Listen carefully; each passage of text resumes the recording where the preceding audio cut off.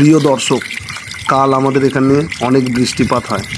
বৃষ্টি যখন থেমে যায় রাতের দিকে আমরা এই একটা জায়গায় যাই যেখানে জল নামছিল পুকুরের নিচে।